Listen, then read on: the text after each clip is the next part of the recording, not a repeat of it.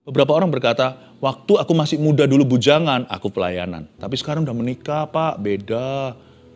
Sekarang saya udah punya momongan, udah sibuk, jadi udah nggak biarin anak muda aja. Emangnya Tuhan kontrakan? Kalau Anda belum subscribe di channel ini, segera supaya Anda bisa mengikuti terus rema-rema dari Roh Kudus ya. Wow, saya rasakan Shekinah Glory, kemuliaan Tuhan ada di sini. This is beautiful ya. Saya harus ajarkan sesuatu, dan pas sekali judul kita yang saya angkat adalah tentang Henok. Anda tahu Henok? Henok adalah seorang tokoh perjanjian lama yang berjalan sama Tuhan, bergaul dengan Allah, lalu dia diangkat. Saya ajak kita belajar soal ini, dan saya tidak bicara tentang materi atau berkat, bahkan bukan kesembuhan atau mujizat. I want to talk about friendship with God. Bersahabat dengan Tuhan. Saya kasih judul hidup bergaul dengan Allah, Kejadian pasal 5, mari kita buka. Hidup dengan Allah. Hidup bergaul dengan Allah, Kejadian pasal 5. Ya. Kejadian 5 ayat yang ke-21 sampai 24 saya bacakan dulu ya. Setelah Henok hidup 65 tahun, ia memperanakkan Metusalah. Dan Henok hidup bergaul dengan Allah selama 300 tahun lagi. Setelah ia memperanakkan Metusalah, dan ia memperanakkan anak laki-laki dan perempuan. Jadi Henok mencapai umur 365 tahun. Dan Henok hidup bergaul dengan Allah, lalu ia tidak ada lagi, sebab ia telah diangkat oleh Allah. Pendek saja, biografi Henok ya cuma sekian. Ayat 21 sampai 24 yang kita bacakan. Saya mulai dengan ayat 21 dulu.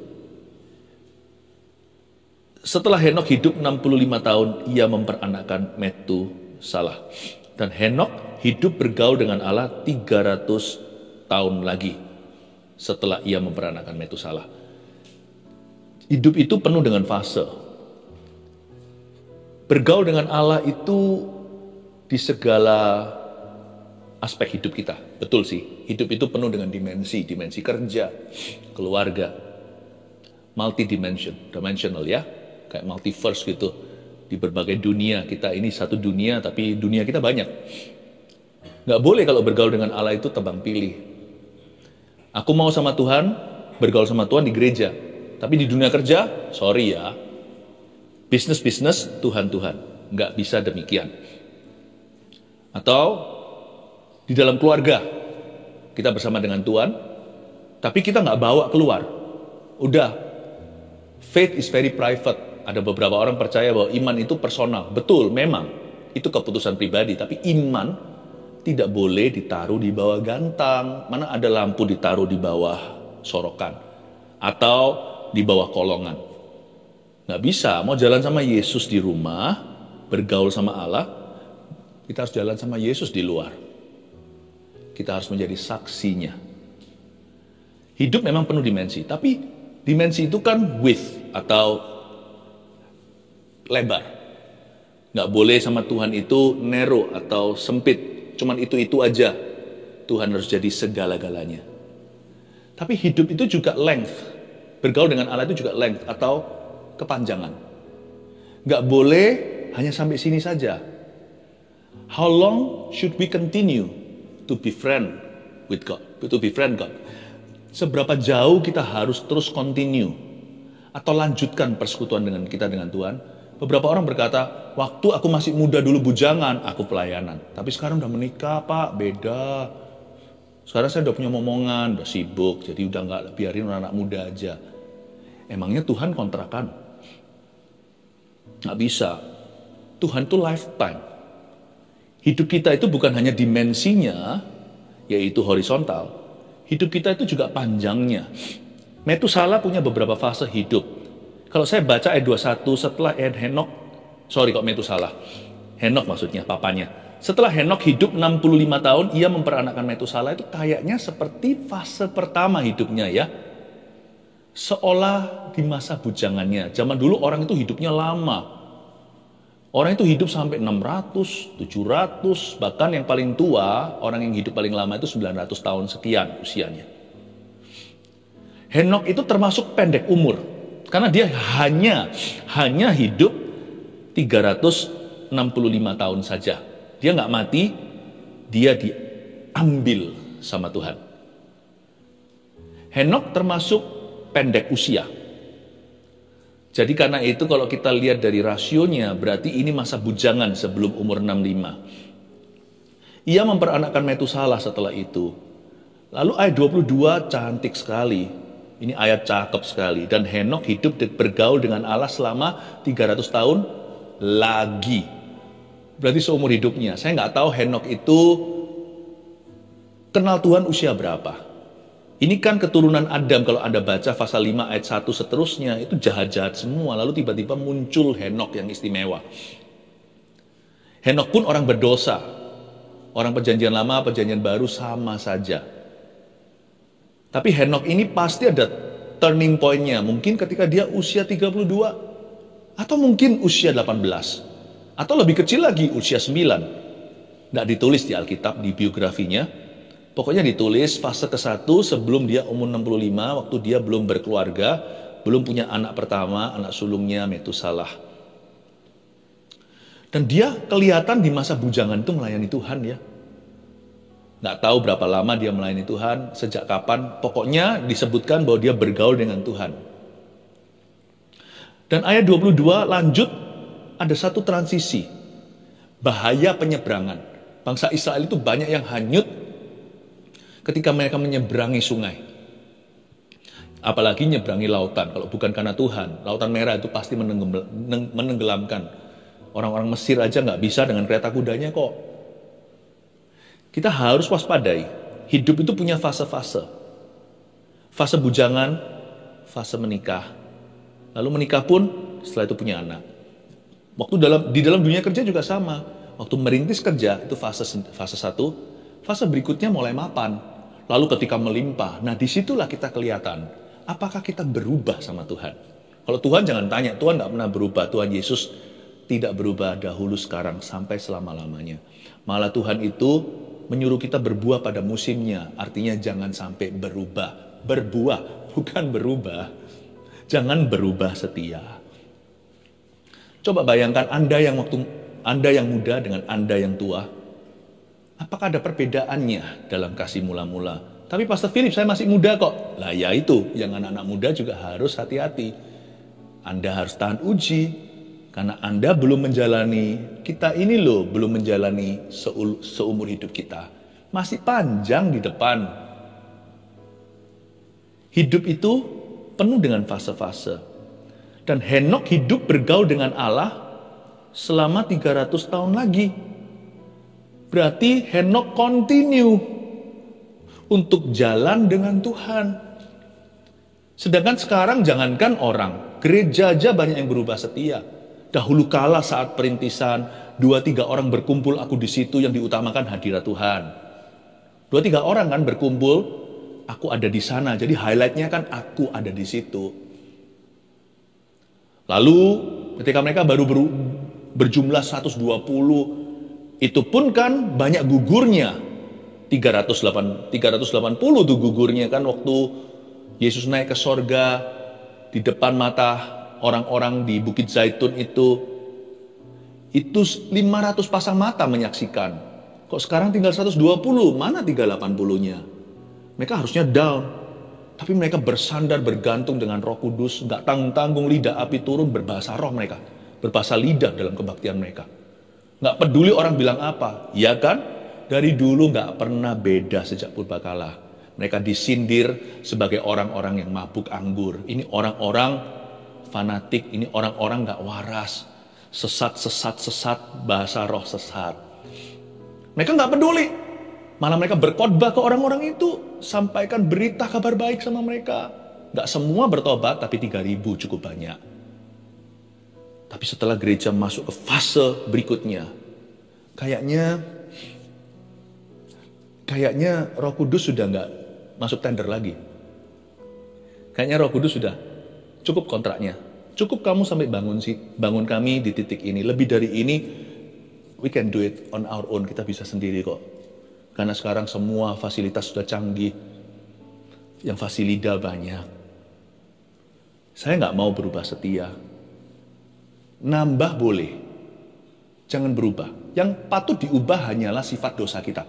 Jadi kebiasaan buruk kita, sifat-sifat kita, karakter yang kasar, itu perlu berubah. Tapi apa yang dari Tuhan jangan diubah. Saya dulu itu dijamah Tuhan. Secara karismata, bukan sebagai denominasi. Karena waktu itu saya ada di Vancouver, Kanada. Gak ngerti lah yang namanya dunia gereja. Untung-untung ada gereja Indonesia satu. Tapi saya mengalami karismata, kasih karunia, artinya Roh Kudus jamah saya. Saya tidak mau tinggalkan. Dan saya ingat waktu saya disambar dengan karunia bahasa lidah, dipenuhi Roh Kudus dengan berkat Pentakosta. Saya nggak ngerti Pentakosta itu apa. Bukan denominasi, bukanlah alat perdebatan. Tapi saya alami perjumpaan. Sampai hari ini, saya konsisten dengan itu. Saya nggak mau ganti Tuhan. Saya nggak mau ganti cara. Modernisasi itu hanya metodenya. Esensinya tidak berubah. The Holy Spirit, Roh Kudus tetap di tempat pertama. Di dalam pelayanan saya mulai dengan 1-2 orang, 10-20 orang, sampai 120 orang, hingga 1.200, hingga 12.000, dan seterusnya. Saya tidak akan ceraikan dia. Dia bukanlah perintis atau vendor waktu awal-awal mulai set up. No. The way he touched me today is the way he's touching you. Bagaimana the way he touched me before, bagaimana saya dijamah Tuhan dulu, tetap sama hari ini. Tuhan sekarang menjamah keluarga Saat Teduh. Kalau dulu saya dijamah 1, sekarang yang dijamah 1000. Itu aja perbedaannya. Jangan berubah. Biasanya orang itu gak tahan lama sama Tuhan. Endurance-nya gak ada. Jalan sama Tuhan 1 kilometer udah lelah. 10 kilometer udah berubah setia. 100 kilometer udah berkata, bosan aku Tuhan. Bosan sama Tuhan. Bergaul sama Tuhan gak gitu. Lihat ini 365 tahun gak bosan-bosan. Saya rasa sih gak 365 sih. Dia pasti lebih sedikit dari itu. Karena saya gak tahu kan dia umur berapa kenal Tuhan. Tahun berapa dia itu lahir baru. Kapan dia itu begitu intim dengan Roh Allah di perjanjian lama. Tapi pokoknya 300 tahun sekian. Gak bosan-bosan nih Henok. Malah gak pernah merasa cukup. Kalau materi, belajar untuk merasa cukup. Tuhan, jangan pernah merasa cukup. His grace is sufficient for me. Kasih karunia cukup bagiku. Saat aku lemah, dia kuat untuk menghadapi segala sesuatu. Ketika saya hadapi rintangan, pencobaan. Tapi pribadinya gak pernah cukup bagi saya. Aku mau mengenalmu Yesus lebih lagi hari ini. Henok ini continue sama Tuhan. Nggak seperti gereja-gereja yang sudah mengesampingkan Roh Kudus. Kayaknya berubah statement of ininya. Kayaknya berubah pernyataan imannya. Berapa banyak orang dahulunya dijamah Tuhan begitu. Sekarang sudah jauh. Ya namanya berubah format. Saya nggak mau berubah format. Kasih mula-mula aku aja belum sempurna kok. Terus disempurnakan. Ngapain gonta-ganti? Bergaul sama Tuhan itu nggak bisa sebentar. Ditambahkan boleh, add upon. Jadi artinya, kalau dulu saya hanya taunya karismata. Sekarang saya juga mengerti tempatnya pekerjaan di dalam iman saya. Iman tanpa perbuatan dalam hati. Sekarang saya ngerti. Sudah masuk ke development atau perkembangan-perkembangan selanjutnya. Di mana saya diajari hal-hal berikutnya selain fondasi atau dasar-dasar iman. Ditambahkan, tapi nggak diganti bawahnya. Layer berikutnya, lapis legitnya. Lalu setelah yang layer kedua atau lapisan kedua itu sudah mapan, dikasih lapisan ketiga. Saya belajar untuk melayani, belajar untuk ini, belajar semakin mahir, semakin profesional. Tapi bawahnya itu nggak ganti. Ditambahkan iya. Tapi banyak orang itu sama Tuhan nggak tahan. Bawahnya diganti lagi. Makanya nggak pernah pekerjaan Tuhan bisa kelar dalam kehidupan kita. Fase-fase itu lanjutkan. Jangan pelin-pelan. Janganlah biarkan mahkotamu dicuri oleh orang. Henok hidup 65 tahun pertama, lalu habis itu hidup bergaul dengan Allah selama 300 tahun lagi. Dengan kata lain, Henok bergaul dengan Allah lagi. Setelah punya anak, gak berubah dia. Bedanya sekarang, seperti kata-kata Yosua, As for me and my house, we will serve the Lord. Kalau dulu I serve the Lord, aku melayani Tuhan. Sekarang aku dan seisi rumahku kami melayani Tuhan. Itu aja bedanya. Malah ditambahkan, orang yang cari kerajaan sorga dan kebenarannya itu nggak akan dikurangi kecuali dosa dan sifatnya yang jelek. Orang yang mencari Tuhan dan kebenarannya, mencari kerajaannya lebih dulu, segala sesuatu akan ditambahkan. Kalau dulu dia melayani Tuhan sendiri, dia mencintai Tuhan seorang diri, sekarang dia mencintai dan melayani Tuhan bersama dengan keluarganya. Wah, bukankah sukacitanya bertambah-tambah? Malah bisa saling belajar satu dengan yang lainnya. Besi menajamkan besi, manusia menajamkan manusia, saling menginspirasi. Hidupnya nggak sepi. Jangan kita berkata, iya itu kan dulu, sekarang kan aku sudah sibuk lah apa. Bukannya justru kita gandeng Yesus di kesibukan kita, jadikan kesibukan kita itu ada dalam hadiratnya. Jadi Henokh mencapai umur berapa? Mencapai umur 365 tahun.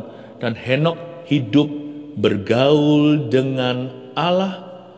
Lalu, apa? Ia tidak ada lagi. Hah? Sebab ia telah diangkat oleh Allah. Jelas-jelas ini rapture pertama atau pengangkatan yang terjadi di perjanjian lama. Ini kasus perkecualian karena orang ini memang kenabian. Dan Henokh hidup bergaul dengan Allah, lalu ia tidak ada lagi. Henokh itu gak terlalu peduli apa kata orang tentang dirinya, bahkan hidup selama itu pun gak sempat dia tulis biografi. Saya sayangkan kok cuma sekian, tapi ya sudah, pengizinan Tuhan. Henokh itu gak terlalu pedulikan opini tentang dirinya.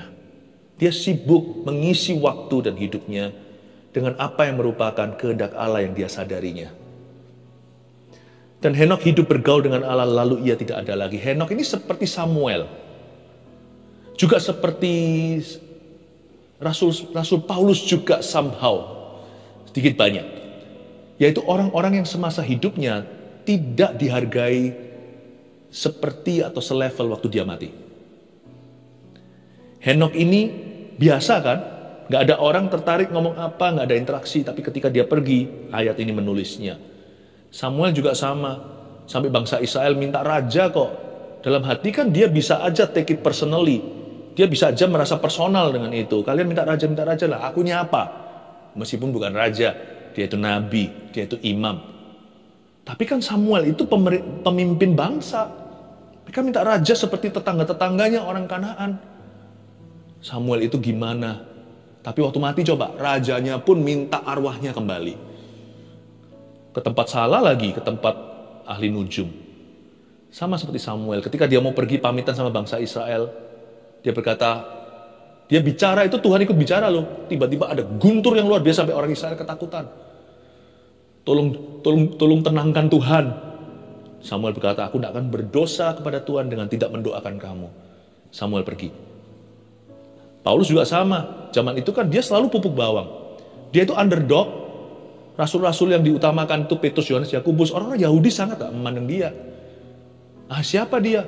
Surat-suratnya dan sebagainya. Dia sampai harus ke Yerusalem, jelaskan, membawa laporan-laporan kemenangannya, report-report pelayanan, dijelaskan. Baru mereka shake hand, Petrus dan Paulus. Kemana-mana dia harus beritahu dalam surat-suratnya bahwa aku ini rasul yang dipanggil oleh Tuhan, bukan oleh kehendakku sendiri. Kasihan ya, Paulus mati. Seluruh dunia sekarang ini andai kata bisa duduk 1 jam sama rasul ini, hidup kita pasti akan berubah. Kalau saya boleh interview 1 jam, luar biasa ya kan? Coba bayangkan, dari pelajaran yang saya katakan sekarang ini, baik itu Samuel, Paulus, Rasul, maupun Henokh, apa yang kita bisa petik? Don't worry how people value you in your life. Just keep living your life in Jesus, for Jesus. Jangan peduli gimana orang itu menilai Anda di hidupmu sekarang yang sementara ini. Sibuk aja terus, hidupi hidupmu itu untuk Tuhan. Udah. Sebab orang yang bergaul dengan Tuhan, suatu hari kalau Tuhan datang kembali, atau kalau kita mati, kesaksian kita akan terus sebagai legacy atau sebagai warisan bagi bumi. Jadi jangan terlalu worry your own achievement today, pencapaian Anda hari ini. How people take you, bagaimana orang menerimamu. Jangan terlalu khawatir tentang itu. Bergaul dengan Tuhan tidak akan khawatir tentang hal-hal ini. Karena kita sibuk bergaul dengan Yang Maha Kuasa. Dan lakukan bagian kita. Don't worry about this. Jangan takut, jangan khawatir soal ini. Karena ternyata hidup kita nggak berhenti sampai kita mati.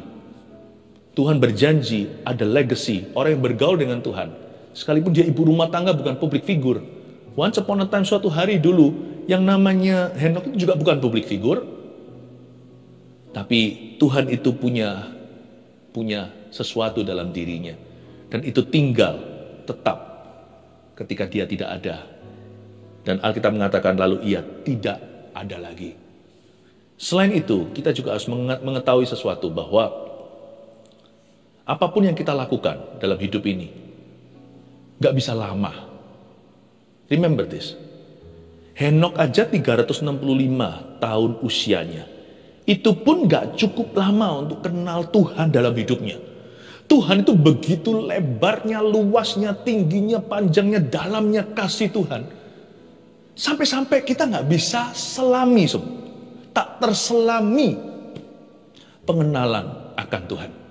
Tak terselami kasihnya. Oh betapa dalamnya, betapa lebarnya kasih setiamu. 365 tahun gak bisa kenal Tuhan. Kita masa mungkin hidup sampai 100 tahun. Kita harus tergesa-gesa, terburu-buru untuk kenal Tuhan tiap hari. Jangan on and off, jatuh bangun. Sebab Alkitab mengatakan Henok hidup bergaul dengan Allah, lalu ia tidak ada lagi. Itu seperti tiba-tiba, lalu seperti terkejut. Then he's no more. Saya takut khawatirnya. Saya nggak mau khawatir hal-hal lain dalam hidup ini. Yang utama saya khawatirkan adalah saya nggak cukup kenal Tuhan sebelum saya ke sorga. Mengapa? Karena semua serba tiba-tiba. Dan Henok begitu intim dengan Allah. Kita mau usia kita aja nggak sepanjang dia. Dia intensif, hidup panjang. Kita kurang intensif, hidup pendek. Jangan-jangan kita nanti gigit jari nggak tahu apa-apa tentang Yesus waktu kita ke sorga. Paling-paling cuma tahu teologia dan merasa diri tahu. Kebanyakan kita itu kalau nggak hati-hati kita terjebak dalam satu sindrom namanya SK, bantu saya, SKSD.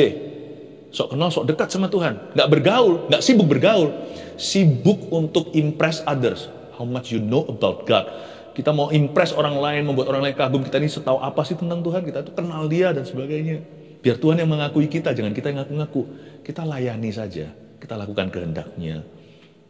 Selain itu ingatlah, apapun yang kau lakukan di hidup yang sementara ini, anything you do could be the last time you do it.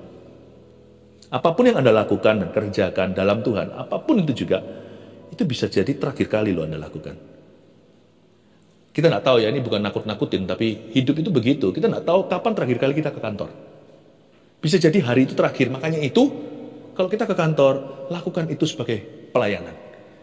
Bukan berarti kita melayani Tuhan seperti di gereja, tapi sungguh-sungguhlah bekerja, jujur jadi orang, jangan menipu sesama, takutlah akan Tuhan. Profit itu profit yang halal. Karena kita tahu bahwa pekerjaan kita adalah pelayanan kita. Our work is our ministry. Anda tidak akan pernah tahu kapan Anda cium istri Anda terakhir kali atau suami Anda. Anda tidak akan pernah tahu kapan Anda cium anak Anda terakhir, kapan anak cium papanya terakhir kali. Kita tidak pernah tahu kapan kita terakhir ke gereja. Jangan telatan kalau datang. Gampang, nanti aja. Kita datangnya setengah jam setelah ibadah mulai atau seperempat jam. Jangan. Kalau mau datang sekalian. Orang nonton bioskop aja nggak mau ketinggalan kan? Popcornnya udah siap semuanya. Kita nggak mau ketinggalan. Bahkan reklamanya pun atau film-film yang masih ditayangkan kemudian sekarang ditunjukkan dulu preview. Itu pun kita nggak mau ketinggalan. Itu part of the entertainment. Kalau bioskop aja announcement pengumumannya kita nggak mau lewat. Jangan telat-telatan. Karena kita nggak tahu itu bisa jadi terakhir kali kita ibadah. Kalau saya khotbah, misalkan saya bagi firman seperti ini, saya juga nggak pernah tahu kapan saya terakhir kali akan memberi makan. Kita nggak pernah tahu kapan kita terakhir kali pelayanan. Kita kapan terakhir kali dilayani. Kapan terakhir kali kita melayani. Makanya itu, everything you do it as if it's the last time you're doing it. Apapun yang Anda lakukan itu seolah-olah terakhir kali engkau lakukan itu. You do it for Him. Kita lakukan ini untuk Dia. 3 poin, 4. Saya kasih 4. Biar kenyang sekalian. Hidup bergaul dengan Allah nomor 1. Dari pelajaran ini reviewnya adalah sebagai berikut. Mengasihi Tuhan dengan segenap hati saat bujangan. Belajar dari Henok. Ketika masih single atau lajang, kasihi Tuhan dengan segenap hatimu. Saya ingat waktu saya masih single ya, kehidupan doa saya itu setiap hari 3-6 jam. Itu langsung ya, sekali doa 3-6 jam. Sekarang saya nggak bisa. Karena kesibukan, udah punya keluarga, anak segalanya. Jadi yang pasti saya terjadi penyesuaian. Pagi hari, first thing first, saya saat teduh pribadi 1 jam. Lalu malam saya ada sesi pendek dengan Tuhan Yesus. Dan di tengah-tengah waktu saya bekerja, saya selalu ada break-breaknya. Ada titik-titik saya berhenti dan saya menyapa Tuhan dan bersekutu dengan Dia. Mengasihi Tuhan dengan segenap hati saat bujangan. Karena Pumpung masih bujangan. Bangun sekencang-kencangnya. Zaman dulu belum ada app, belum ada smartphone maksud saya. Jadi saya kemana-mana itu bawa Alkitab saya, buku ini. Lalu dengan stabilo. Saya jadi ingat mesti ada tas Alkitab dan stabilo di dalamnya. Lalu kunci mobil kalau saya berhenti di mana, saya buka Alkitab saya stabilo, saya belajar. Selain itu waktu masa bujangan jaga mata. Berusaha untuk tidak jatuh dalam dosa seksualita. Kalau sampai saya goyah, cepat saya bertobat dan kembali pada Tuhan. Maksudnya, mengasihi Tuhan dengan segenap hati saat bujangan itu bukan berarti jadi seorang Kristen bujangan yang sempurna. Kata mengasihi Tuhan dengan segenap hati itu artinya terus berusaha, terus bangkit. Terus mencoba ke arah yang benar. Kalau Anda masih single, make use of your time. Jangan mikirin terus melulu soal pacaran. Kalau memang belum waktunya, kusumpahi kamu, kata Kidung Agung. Hai putri-putri Sion, jangan bangkitkan cinta. Kalau sudah waktunya, silakan.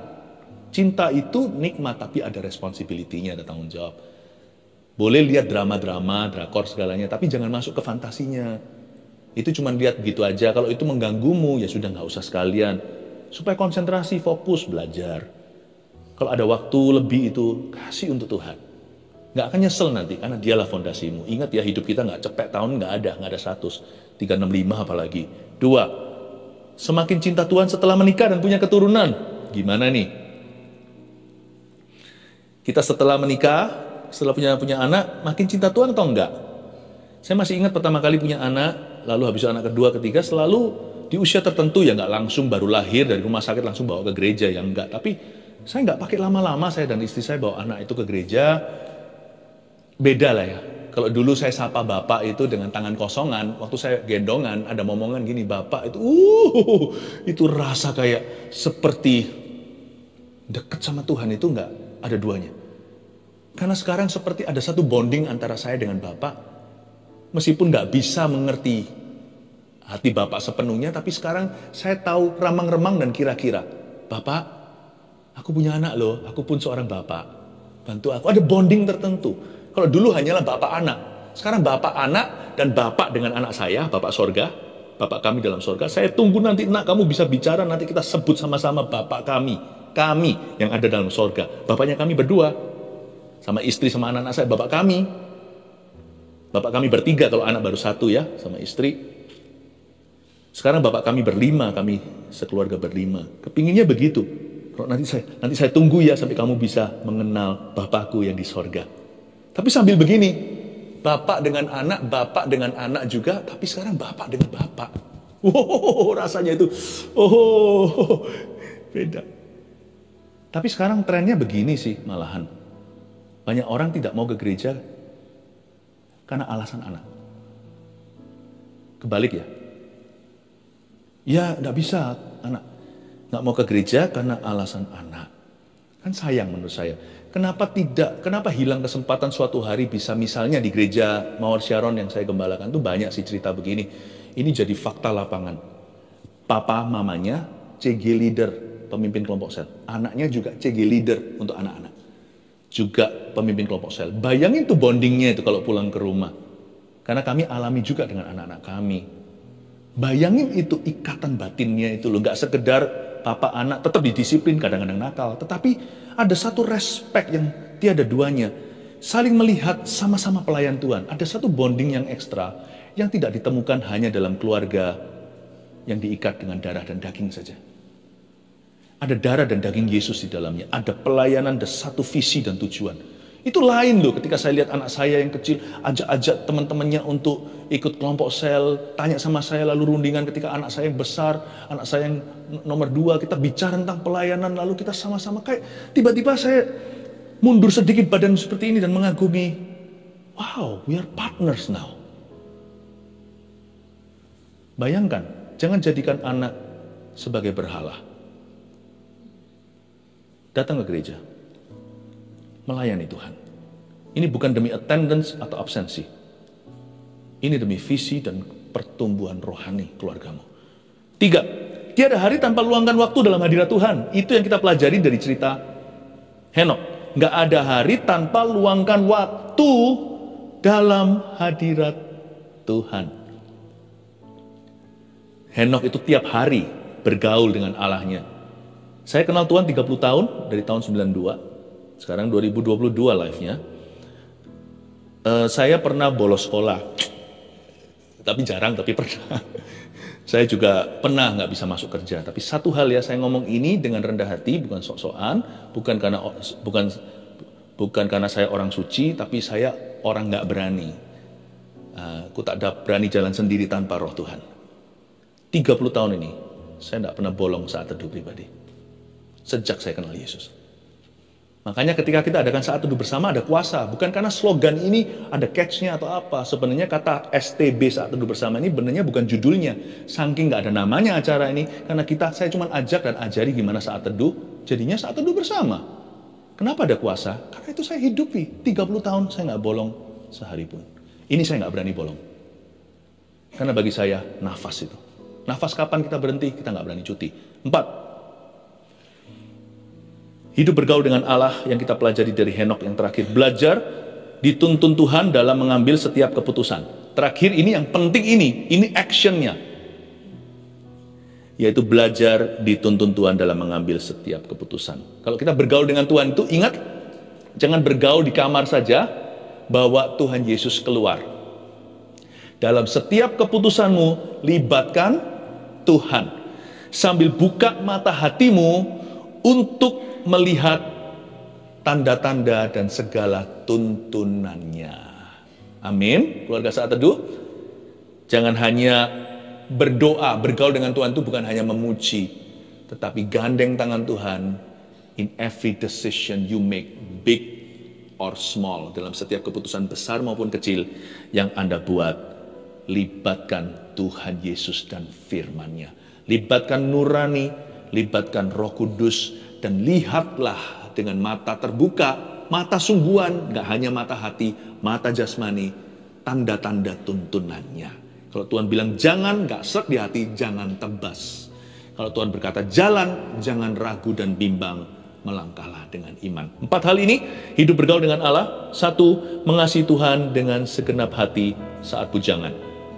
2, semakin cinta Tuhan setelah menikah dan punya keturunan. 3, tiada hari tanpa luangkan waktu dalam hadirat Tuhan. Jangan lupa saat teduh pribadi maupun bersama. 4, belajar dituntun Tuhan dalam mengambil setiap keputusan. Every decision matters, setiap keputusan penting di mata Tuhan. Haleluya. 1 Petrus 4 ayat 7. Kesudahan segala sesuatu sudah dekat. Karena itu, kuasailah dirimu dan jadilah tenang, supaya kamu dapat berdoa. Saudara yang terkasih, terima kasih telah mendengarkan firman Tuhan hari ini. Jangan lupa untuk dukung terus channel ini dengan cara subscribe, like, share, dan juga komen, agar saudara kita yang lain juga boleh terberkati. Tuhan Yesus memberkati kita.